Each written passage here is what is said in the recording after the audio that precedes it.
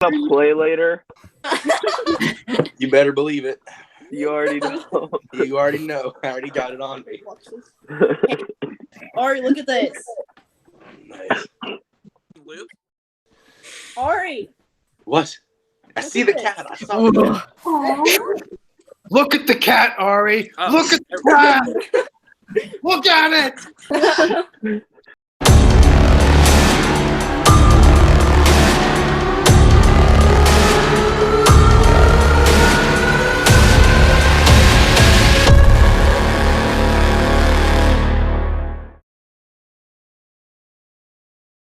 Understanding what goes into making an A+ student is doing well on tests, paying attention, following directions, performing well.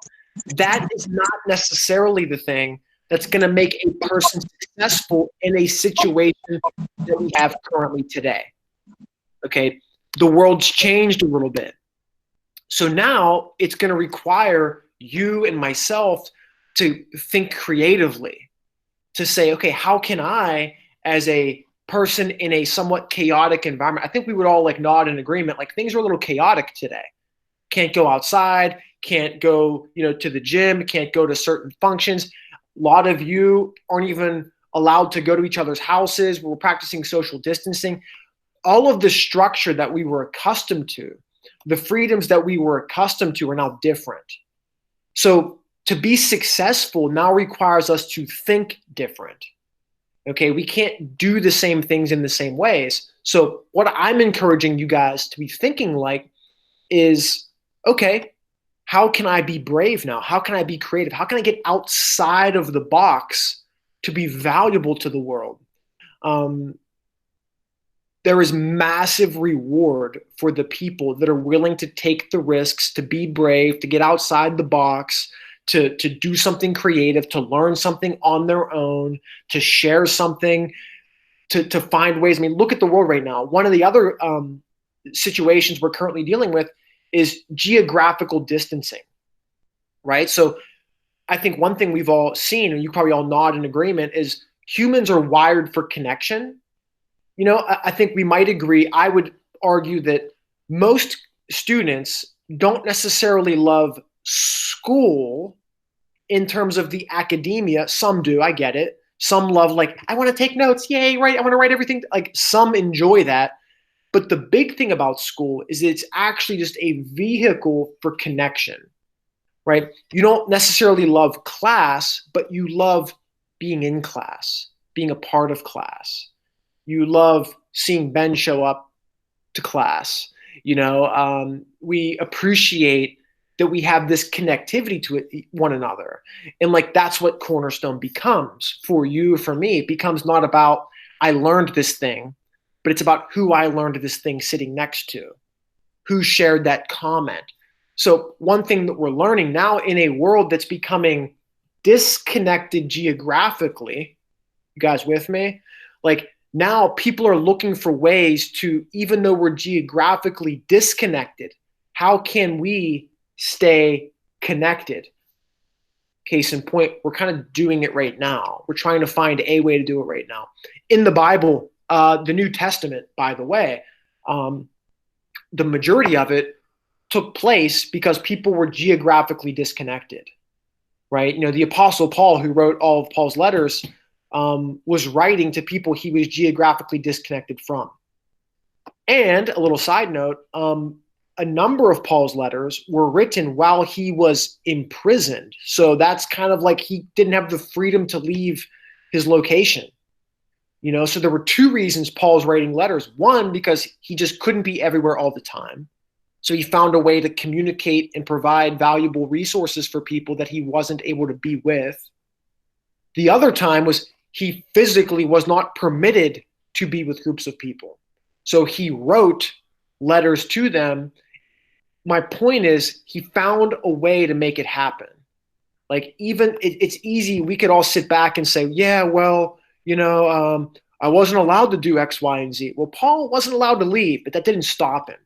So back to what I showed you guys earlier about that transition to leadership. For those of you that are brave, that are creative, you don't have to be a good student to become very successful in a time when a lot of the structure and geography has broken down. All you have to do is be somebody who's willing to see it as a problem that is worth solving. Many of you will look back on this time, as I talked to the juniors about, and people are going to ask you, what did you do during that time? How did you stay connected? What did you learn? What did you do? You guys could start a vlog, a podcast. You could just journal and write. You could go take online classes. I'm going to show you some things that you could be doing right now to not let this time be viewed as a downtime, but to view it as an opportunity to get outside of what school typically prevents you from doing. Because this is, guys, by the way, like, this is what the real world is like. You guys are just like introduced to what the world's kind of like now. You're on your own. Yeah, I know you're not on your own, but you know what I mean. Like, nobody's sitting next to you every moment of the school day telling you what to do, what to write, what to remember. Now you have a lot of freedom. Okay, and freedom for many people is scary because they want to be told what to do. They want to be shown, like, write this there, memorize that, say this now. Like, but freedom is an opportunity for those of us that are brave, that are creative, to get outside and say, hey, I'm free now. What do I want to do with my freedom? And in years from now, you're going to be asked, what did you do with the freedom that you had during the coronavirus? What did you do with the freedom? Some of you are going to say, like, I played Xbox. Not bad to play Xbox. Not saying that's a bad thing. But think about like 2, 3, 4, 5 months from now, like what you could do is just it's super exciting for me. I'm going to show you guys on my screen some things you can do, okay? And kablammy. So hopefully you can see this now. YouTube, an unbelievable resource, okay? Somebody in the Bible class was like, I want to learn how to do plumbing. Guess what? At the end of coronavirus, you can learn how to be a plumber. Look at this guy's look. I mean, this guy, I just look at the picture, bro definitely knows how to plumb. That mustache is ruthless. I guarantee that guy knows how to work a toilet. So anyways, you can find these things on YouTube. Like, here's a 2-hour thing, learning how to do plumbing. Or, guys, insert anything. Wow, this guy's a savage, man. Learn how to, I might do this. Learn how to play guitar. Boom, here you go. Look, 13 million views learning basic guitar strumming. You might not have a guitar, I get it. 9 million views, worship tutorials. Here's a course, learn guitar in 10 days. If you're an absolute beginner, okay? There's also, I want to show you guys something online. This is Harvard University, has online courses for free. Some you got to pay for. Okay, this is called Harvard X. I want to go back to the initial. So I searched for Harvard X here. Clicking on Harvard X. By the way, Ivy League schools like University of Pennsylvania, Harvard, MIT, Stanford. Stanford has a great online resources of free classes. Some you can pay for, but just the resources. So here's a Harvard X. So you guys during this time can take a class at Harvard. Let me show you a little bit about what this is like. So I'm going to go to courses here. And so this is just the home screen of their online courses. Just scrolling through, some of them are free. Look, as I'm scrolling down, 18th century opera, Handel and Mozart. Free, it's 5 weeks long and available now. Judaism through its scriptures. Learn the key beliefs and practices of Judaism. Free, 4 weeks long, available now. Okay, China and communism, 15 weeks long. Communism is always longer and harder, so remember that. Opera or, Wagner and Verdi, like, that sounds like Mr. Peavy all over that. And just like Shakespeare's Hamlet, okay? 3-week course. So I want you guys to be thinking about, so in a year from now, in 2 years from now, if somebody asked you the question, what did you do during coronavirus? You could say, yeah, I did the school things I was supposed to do. I checked the boxes, but I also took a class online at Harvard. I took classes. I became a Harvard student for 3 weeks and learned about Hamlet. I get it. You might not be interested in that. That's totally fine. Maybe you're interested in some of these other things. Christianity. Now, remember, this is from a Harvard perspective. They're not a Christian school.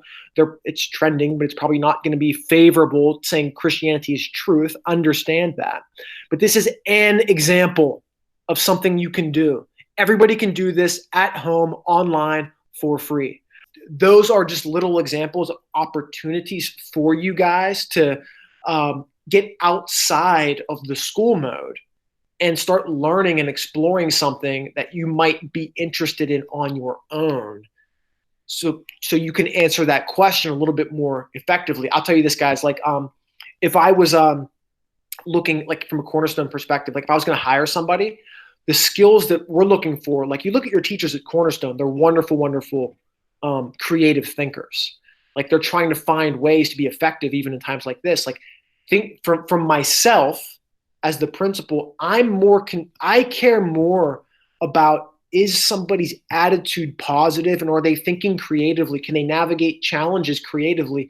I care more about that than I care about what their GPA was in college. I couldn't tell you what everybody's GPA was. Now, at the same time, I'll tell you about a lot of your teachers are like, they're both, you look at I think like very effective at school, but also can think creatively. Okay. Good at school, but also can get outside of the box. Like this is just a chance for you guys to get outside the box a little bit. So someday you're going to be asked by a potential employer. They're going to say, hey, so tell me about a time when you had to think creatively and be flexible. Right. So if I asked somebody applying to work at Cornerstone that question, this gives you a chance to say, well, actually, remember coronavirus? Everybody will remember that. You understand? Like everybody's going to remember this time. So when you say, yeah, remember during coronavirus? Remember that? They're going to say, yeah, I remember it. I was locked down, man. It was crazy. Well, during that time, actually, I didn't want that to be a barrier to my education. I actually saw it as a great opportunity to learn some more things, to not shut down, but to reach out. I took 2 online classes at Harvard. I started my own podcast. I wrote some blogs about the times that I was going through. I learned how to do plumbing. I played guitar. I learned guitar. Yeah, I get it. It's kind of goofy, right? But someday I want you guys to realize how real this opportunity that I'm talking to you is. It's so real. It's so great. And I think looking at it from a biblical perspective too, the need for biblical truth doesn't stop because of coronavirus, doesn't stop because of imprisonment in Paul's case. You've got to see it as opportunity to continue to do. And it does not matter what your GPA is. You can be like wildly successful. This is a time to shine. If maybe your GPA struggled, you're like, I'm not the best at school. Now is your time. Because in the future, somebody will say, guys, if you're going to go to college, I'm not saying you should or shouldn't, but like if you go to a college interview, they're going to ask you the question, talking about a time you had to overcome a challenge, something like that. And you might say, hey, my GPA wasn't the best. School was tough for me, but I've always welcomed a challenge.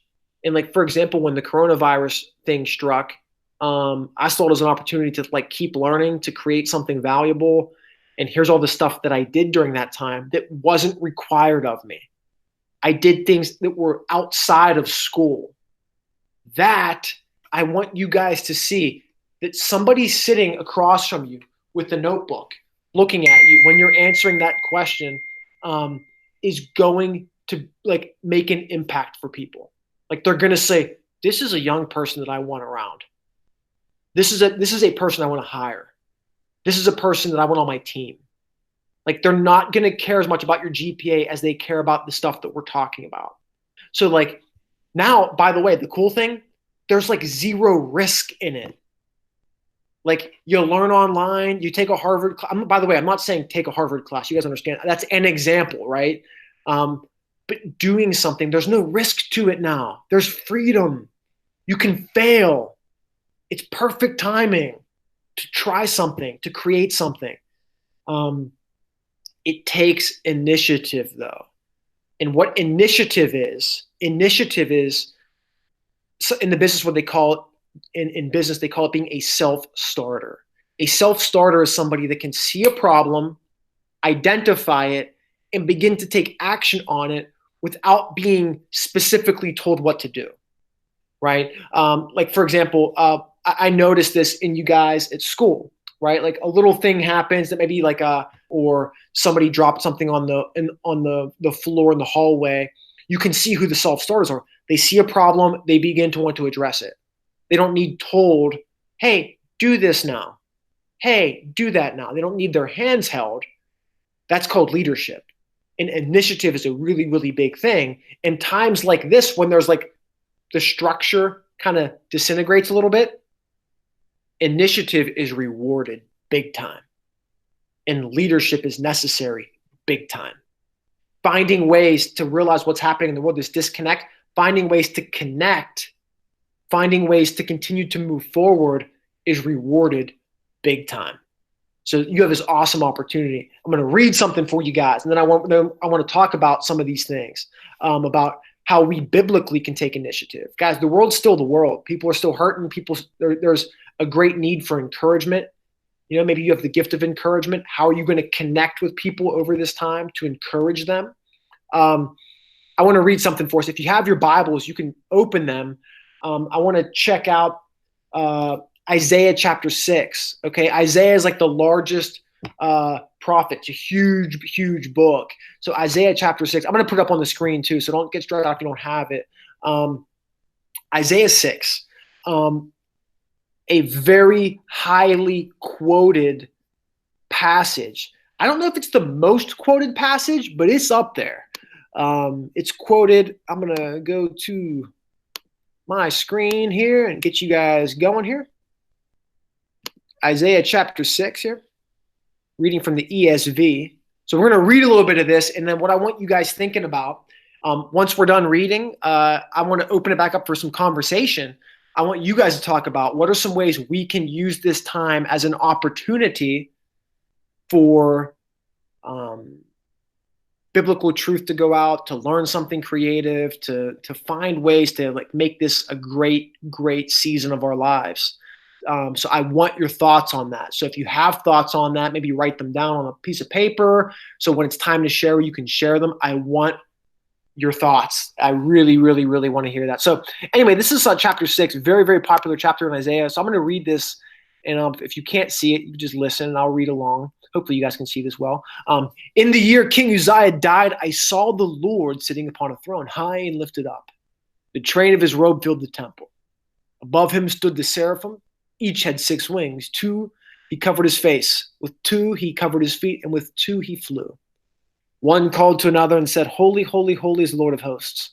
The whole earth is full of his glory. The foundations of the threshold shook at the voice of him who called, and the house was filled with smoke. And I said, Woe is me, for I am lost. I am a man of unclean lips. I dwell in the midst of a people of unclean lips. For my eyes have seen the King, the Lord of hosts. Then one of the seraphim flew to me, having in his hand a burning coal that he had taken with tongs from the altar. He touched my mouth and said, Behold, this has touched your lips. Your guilt is taken away, and your sin is atoned for.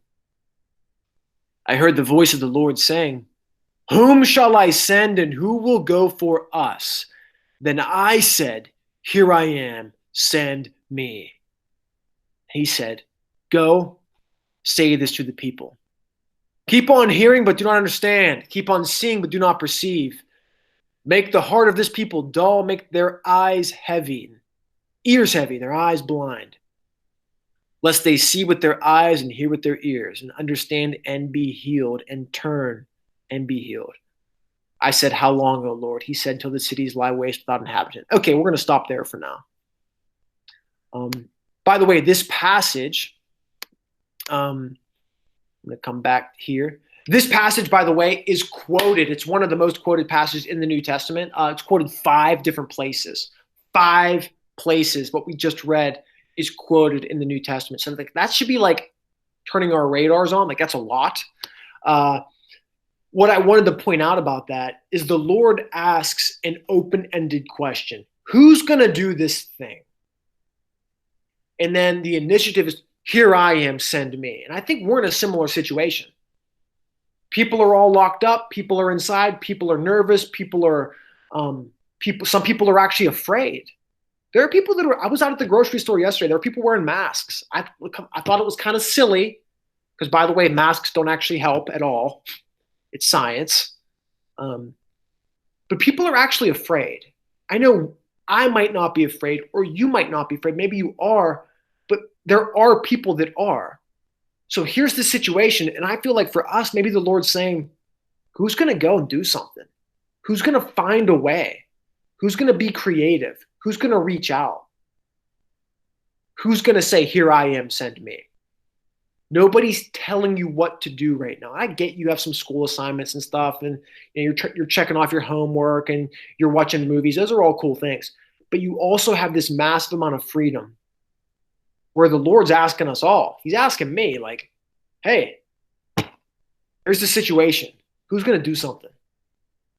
And my point for you guys because I care about you guys so much, what I so want you to see is like the opportunity for somebody to say, here I am, send me. And I don't care what your grades are. There will be A+++ students that don't answer that question, here I am, send me. They'll go sit in a corner and not do anything. But there are C and D students who will say, I don't know what to do, but I'm not going to sit on my hands. I'm going to go do something. And those are the people that when there's chaos, when the structure of school breaks down and we're living in a world that's kind of chaotic, it's the ones that are brave. It's the ones that say, here I am, send me. I don't know what to do, but by God's grace, I'm going to do something. Those are the ones that will be a blessing to the nations, to be a blessing to each other. So I want to hear from you guys now. What do you want to learn? What do you want to do? What are your thoughts? Just share what's on your mind right now. I think it'll be a valuable conversation. I think for me personally, I've just been trying to get better in whatever really I want to do. If that's either with, sports, just, like you said before, not letting the excuses get in the way and stuff like that. Same time, even like, I've talked to you before too about how I love movies and I want to make movies. So something I've been starting to do too, just with being able to have a lot more of that freedom without, having to be somewhere or be doing homework while watching something all the time and stuff like that, because you're able to kind of get it done faster. So actually I've started having a notebook while watching movies, writing down different things I like, the way that they do the way they move the camera, the way that they do scenes and stuff like that. And I've been listening to a lot of podcasts of different directors and writers of just trying to soak in that information and stuff like that. And at the same time too, just trying to take this opportunity to spend more time with God, because I think we always use getting out of the and being, because I haven't been completely staying in. I'm not somebody that has to stay in. I've been going out, getting fresh air and stuff like that, playing baseball and stuff. But at the same time, we have a really, like you said, a really big opportunity to be able to spend time with God even more than we usually do. And it's not and it's really probably the time that we should be spending regardless, even when we do have a lot of things going on. But it's really just grasping that and just taking a hold of what we really have, and other things that just come to mind. Like what you said with going online and finding stuff to learn, especially something that I've learned to encourage you guys to, is just find something that you love that you want to learn. It doesn't have to, there's every day, even if you really enjoy doing something, it's going to be annoying. Sometimes you're not going to feel like doing it. It's a grind. It's something like, I love baseball. I love training, but there's some days when you get up and you do not feel like doing that kind of stuff. But if you love it and you love the passion for it and you have a will for it, and that's something that you really do love, it's more of a, it's not this, there's so much today on, get on your grind, do this. You have to be in this like mental stage of just, this complete like fierce mode, but it's really just having that love and passion for something, which is the same kind of way that we need to get into also with the word, because it's not always, it's okay to not want to open up your Bible. It's okay to not be able to want to have that prayer time, but it's really, if you do it and you get into just that routine and that love for it. Well, in my personal thing, it's a good time to, like you were saying earlier, it's a good time to, if you're not going to do, I'm not saying you have to all go out and start preaching to people, but at least start getting better with it.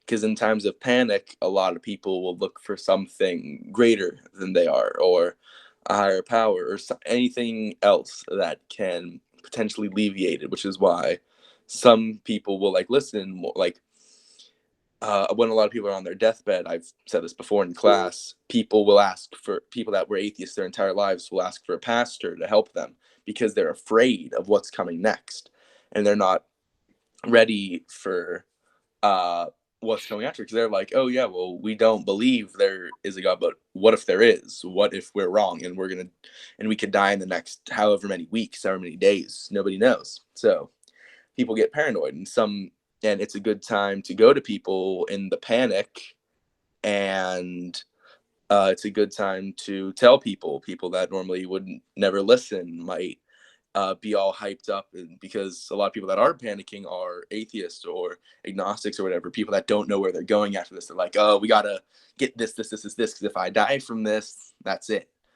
So it's a good time to start talking to people, start getting better with that, and yeah, that's really about it. I love that. That's so good because, interestingly, quick little side note with history, historically with communism, when we were at war with like the Soviet Union during the 1950s, 60s, 70s, and 80s, like the Cold War, there was always the threat of what they called mutually assured destruction. So like we were like, if you nuke us, we'll nuke you back. I don't know if we talked about that in school or not, but like the reason that was effective to prevent the communists from attacking us was because the communists were living for this world. Atheism is at the core of communism. The state is God. This world is God. So it was effective to say, okay, if you nuke us, communists, we will nuke you back, and all of the hope, all of your investment, everything you believe in will be gone. So there was no vision for an afterlife. Very different when you look at modern day Islamic terrorism, because there's the belief that if I do this, then I'm going on to paradise. And so it's interesting to note, like whenever there's chaos and panic, like Ari's saying, which I think is just so well said, Ari, what are we demonstrating when there's panic? Where are we putting our hope? What are we living for? Are we living for this world like a communist? And are we afraid and like, oh no, if this is it, this is it? Or are we living for the other side of eternity? The Apostle Paul says it, that the scriptures give us hope. Why do the scriptures give us hope? Because we know that even if coronavirus lasts forever, that the forever on this earth is not the forever. You guys are tracking with me. So like, what are we living like? When people are panicking and afraid, do they see us and say, those people aren't panicking and afraid? What is different about them? So Ari, I can't even add anything to what Ari said, but like, that's a really great opportunity for you guys to be thinking about that now, because people need it now, man. Now's the time for the church to get mobilized, not to go and hide away, not to go build a bunker, but to build an ark and to get to tell people like, hey man, here's what the Lord, what a great evangelistic opportunity we have.